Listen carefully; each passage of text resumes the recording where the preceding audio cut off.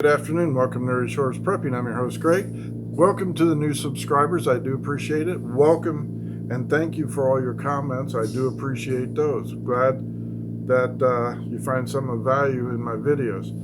Out here in rural Ohio, surrounded by farmers, when they take their grain off the fields, the soybean and the wheat, and they're going down the road with their combines and everything else, it's like snow time with all the chaff being separated from the wheat and the soybean. And I got to thinking, we're coming into the times now where people are separating themselves. And you're going to see it. Just like the politicians, they're separating themselves.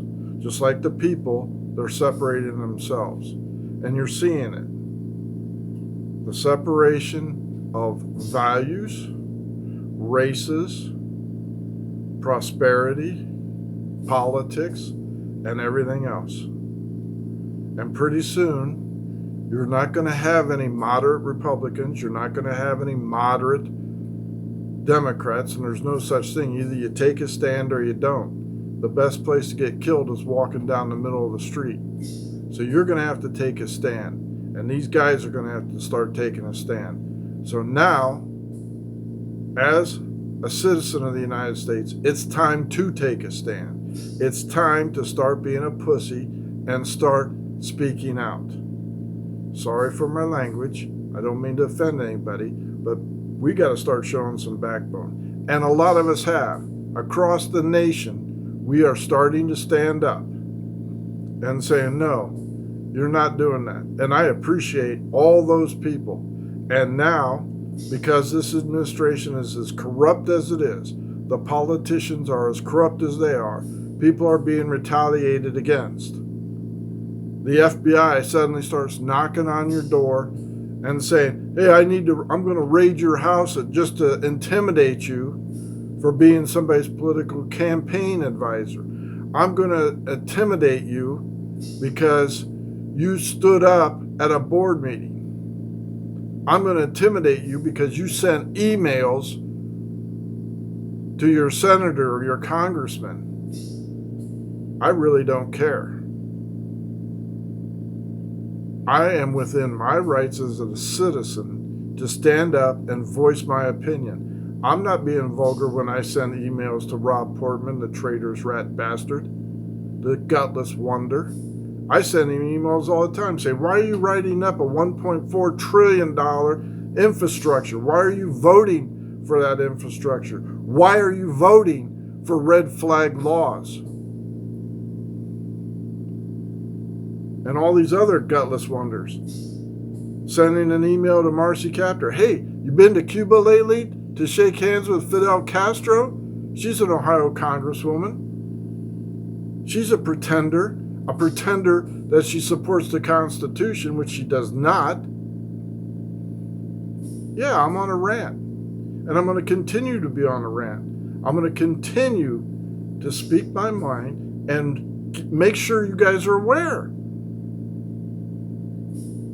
I don't know if you are. You've got 70 to 75 Democrat congressmen that are card-carrying socialist, communist members. I've mentioned just a few of them right now. You need to start looking at who you're voting for. Just because they have an R or D behind their name doesn't mean anything anymore. Look and see what they're doing. Who they are accepting money from. What they stand for, what the values are. You have long-term swamp rats that have an R behind their name, like Mitch McConnell and all these other guys that are standing there. And Kevin McCarthy, the minority speaker of the House, I don't trust him as far as I can throw a rock across the street. He's another long-term swamp rat. He hasn't kicked anybody off the committees, like Cheney or that Kinzinger, that are obviously siding with the opposition. He still lets them sit on all his Republican committees, hearing everything that they're saying about him. So he has no guts. We're going to have to stand up. We're going to have to stand up for ourselves. And if you can't stand up for yourself, nobody else is going to do it. You have to want to fight for it. I think America's worth fighting for. I think America's worth standing up for. I think we better start paying attention and taking sides and saying no. I'm not talking about punching somebody in the mouth. I'm talking about if you're an elected official, you get out and vote. And if you're saying I have no confidence in the vote, then volunteer to be on the board of elections. We just talked about that. And we're in rural America. It's the little things that add up. And now suddenly we're facing an overwhelming odds that we're going to lose this country forever. And I particularly don't want some bureaucrat in Washington, D.C. saying you have to eat imitation meat that's better for you. I want real meat. Beef, pork, chicken, and fish. I want real stuff, not flavored stuff. I want to know who the men are. I want to know who the women are. If you're born with a stem on the apple, you're a man. If you don't, you're a woman. There's nothing in between. Sorry, guys. Not going to happen. I'm not being confused about anything. I'm seeing it the way it is. Joe Biden is a liar. From day one, when he took his oath of office, swearing in, he said he was going to unite this country, and he has done everything but do that. First thing he did, cancel the Exile pipeline. He didn't care about how many people he put out of work, not one business. He didn't care if the gas prices went up, and he says, oh, I'm releasing 53 million barrels of oil from the reserve. That's 2 days worth of gasoline. Trump spent all summer filling that back up, and he's going to drain it and then ask other people to supply us for more while he drains our reserves.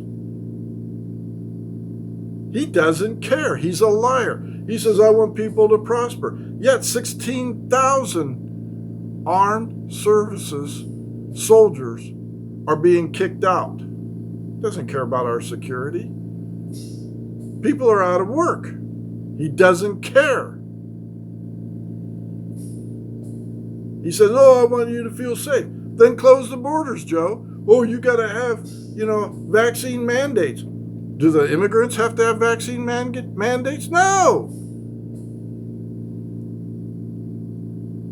I don't know.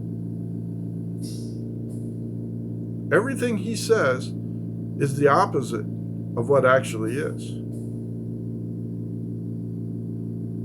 So when you sit down and have a pleasant Thanksgiving dinner, you better take a look at that and the people that are around you and say, maybe this might be the last Thanksgiving dinner under our republic. I'm not kidding. It's that serious. If he dies in office, we're going to have Kamala Harris with a 23% rating, approval rating. I don't know if he can make it to the next election, but I'll tell you what, these people are doing everything possible to ruin our country as quickly as possible.